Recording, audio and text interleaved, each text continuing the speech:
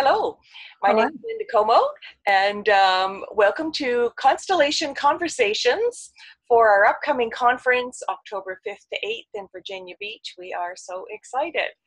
And for more information, do check out our website, nasconstellations.org. And today I have with me Karin Dremel, and her topic for the conference is the Matryoshka principle, integration of the fragmented self. Welcome, Karin. Thank you so much. Thank you for having me. I'm super excited to interview you and hear about this. But before we start, I'd like to ask on behalf of newbies, how do you quickly explain what a constellation is? Quickly is always the problem, is it not? Correct. So it's a group of people who generally don't know each other coming together.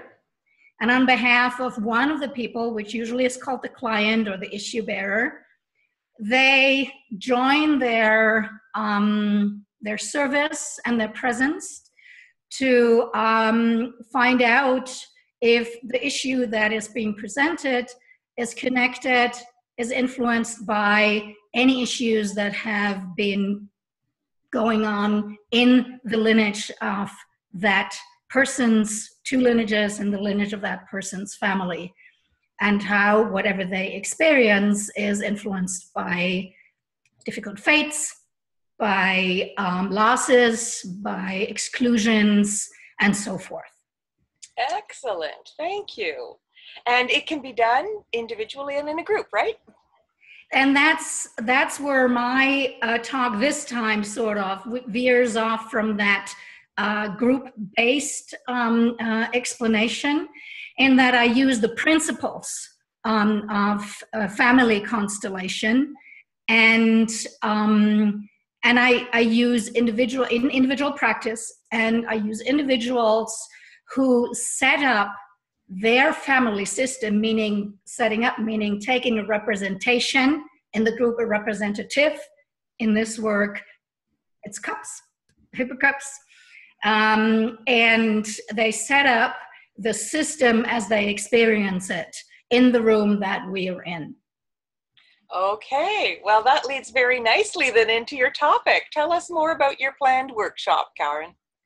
So the planned workshop offers an insight into working with individual clients, if groups are not available, or clients, and this is important, feel too vulnerable with whatever issue they are presenting, or if I feel like exploring something in a more sheltered space would be a good idea. In addition, one specific aspect of working like that is that I can work with internal parts, and this is where it gets very interesting. I call these internal parts little people. It's informed by a number of other people's work, family systems work, but I don't do inner child work per se. I consider these individual parts who can be as big as, a huge crone who is fiercely protecting us inside, or as tiny as a not even formed part of ourselves that is so that needs to protect itself so much that it is not even showing up as formed. And so these parts can be represented in, even nameless, in parts, and set out like a three-dimensional or in a three-dimensional constellation way. So that's this one thing about working with internal parts, and the other approach would be working just as in normal, quote unquote, as in a normal family systems constellation, with parts, mom, dad, sister, brother, great-grandfather, you name it, setting them out in the space. Right. Same thing, only one works with internal parts, and the other, and how they may relate to the outside. So there is a conjunction possible, but the other is working just as we would in a group, only that the representatives are the cups, and the individual or myself stand in that place. Now, I know I'm putting you on the spot here, but can you give us, for instance, where this might be advisable? Like, would it be good for a decision, or would it be good for conflict? It's literally a translation from anything a group constellation can do. No, that's not right. What it looks like, right? So you can use it for conflict. You can use it for decisions. We might specifically also to find resources. So I'm working very strongly resource-based, and some of my explorations in the field is where can we find resources, or where can we add resources if they're, and what would that look like, right? I did this presentation actually 4 years ago, 6 years ago, whatever. The very first one that I did at the conference. And I remember that at some point in this constellation, about a dozen cups were behind the person. And I had added them one by one by one, and they were all angels. Right? In the person's experience, they were all angels, and she needed not one or two or three. And I encouraged, go on, it's at a hotel, paper cups, plastic cups are everywhere. And in the end, it was about a dozen angels that needed to be behind her before she could step forward into her next move that she was afraid to do. Very interesting. And are you going to demo this kind of as a possibility in your workshop? Yes, I think I'm going to do it very, very similar than I have. It's about a 20-minute presentation. Then I open it to as much verbal interaction, questions, whatever you want to call that, Q&A, as people are needing, as the room, as the group, as that system is needing. And then I'm going to offer to do a vignette, maybe, depending on how much time we have, or a constellation, without reining it in from the beginning.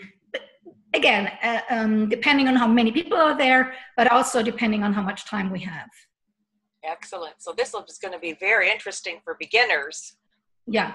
Yeah, and specifically for people who transition from working individually and may want to use some of this. It's not a full-blown method, even though I can say a lot about it. But you can use parts of this in individual work. And actually, in my office, I have a large group of co-therapists. Of all shapes and sizes and forms, also known as stuffed animals and stuffed puppets and so forth. And I use them a lot, or my clients do. Right. Engage them a lot, and actually get to take them in time, specifically for very, very young parts, when we're working with very young parts. And find, just recently Beaver became a very, very young part of this client, and then Beaver went home with the client. Wow. And she visited her family for a week and reported that Beaver had been rather quiet the whole time. So, there is this playful way of three-dimensionalizing, if you will, relational and dialogical. That's why I'm, so before we started, I told you, for me, constellations, the approach to constellation, themselves, the system, the individuals in the constellation, the representatives, is dialogical. Yes. Excellent. And you have some tools to share with us, 3 somatic tools. Well, I have to step away or step back a little bit in that at the core of my work, that's what I did. That at the core of my work is working with trauma. And working with trauma in the individual, with biographical trauma, working with trauma in the system, in the family system as ancestral trauma, and working with trauma in the larger system in which any of our lineages has unfolded, meaning social trauma at large, right? Historical trauma, as some people would call it, social trauma, as Nguyen St. Just calls it. And I understand it as a sort of a combination of what historically went on in a society as a lineage is evolving. Right. And so we all have difficult fates, great changes, and so forth.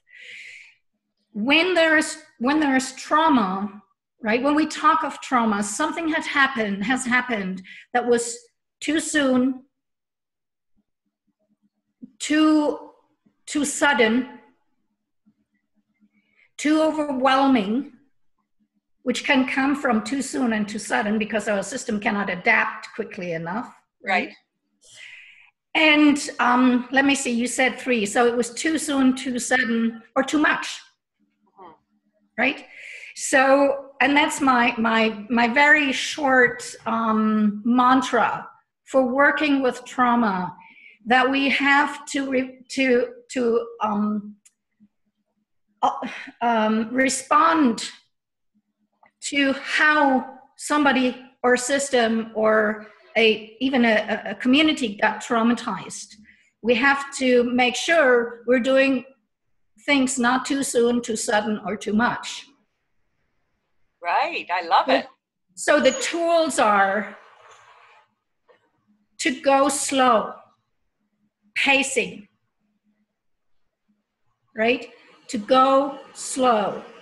And that differs a little bit from classic constellation, where I might just suggest to somebody, why don't you come over here? Or this is the place where generally people feel most in the order of things, right? So I'm looking not at orders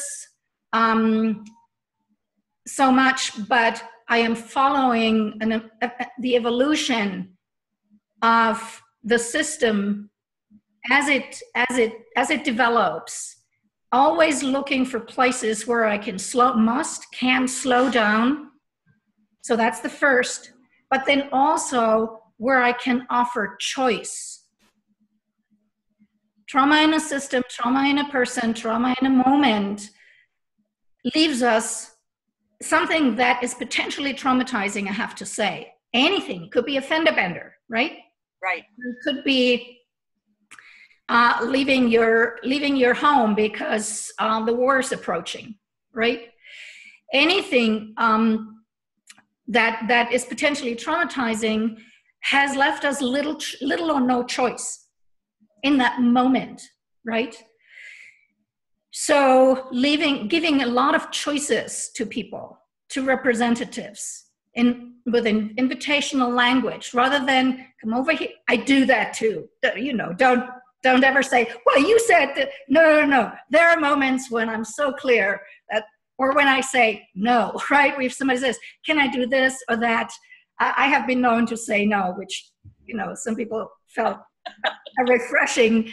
But it's finding that place of being, of adapting to pace and to choice. So pace and choice are the two very, very important things when we work with trauma. And the third I already mentioned is relentlessly resourcing.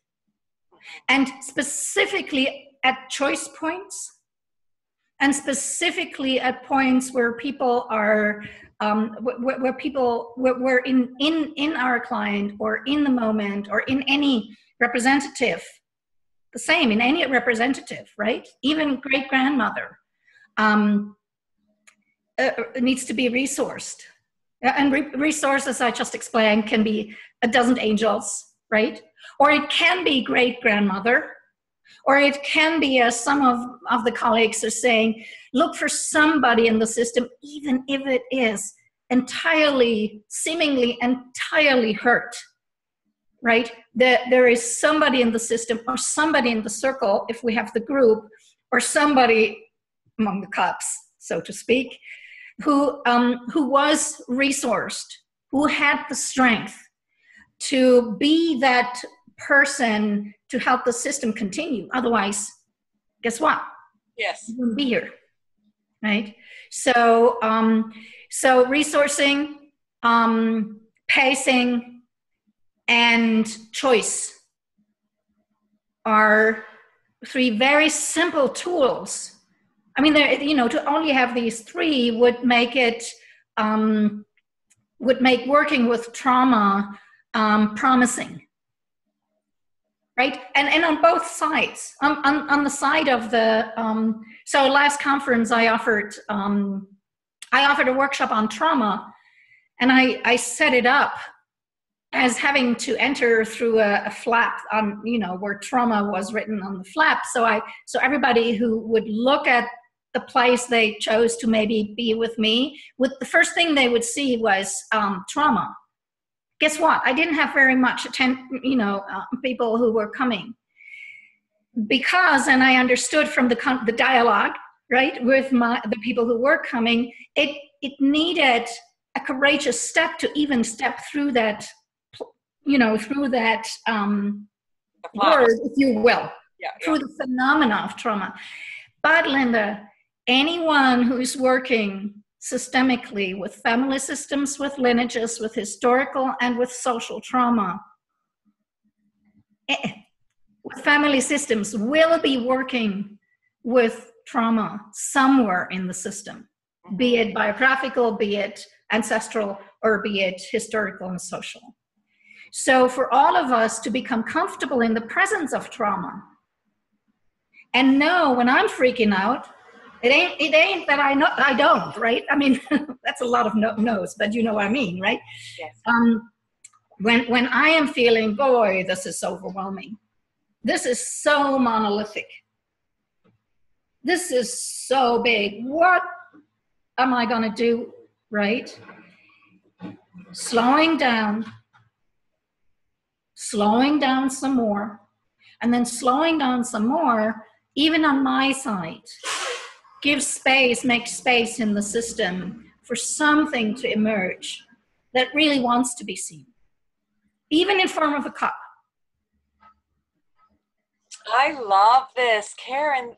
This is awesome. Oh my gosh, this is very good. Yes. I had heard you were known for taking time and your patience. Yes, this is very exciting. Wow. Well, I'm super excited. Can I just add one thing? It doesn't make for 2-minute constellations, right? But the individual work generally has an hour and a half anyway, right? So there, what I'm doing is I'm literally working with the nervous system present, right? I'm literally doing work with the physiology of the nervous system present. And a similar thing I do, or the same thing, if you will, I do in a constellation with every nervous system present and the constellation's nervous system. So everybody walks away with an impact on their own nervous system. Give you an example. There was a man with a large system of people, many of whom had been affected one way or another by the Holocaust. And one of the things that this man was experiencing was excruciating tiredness. So it wasn't like he hadn't dealt with this. It wasn't like there hadn't been done a lot of work in his life, but he was so tired. And at some point, I had his representative standing, and the mother and father and the grandparents and several people sort of behind him.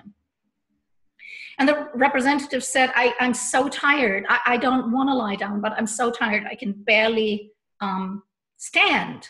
And so I said, okay, so would it be comfortable for you to lie down at all? And he said, I can try it.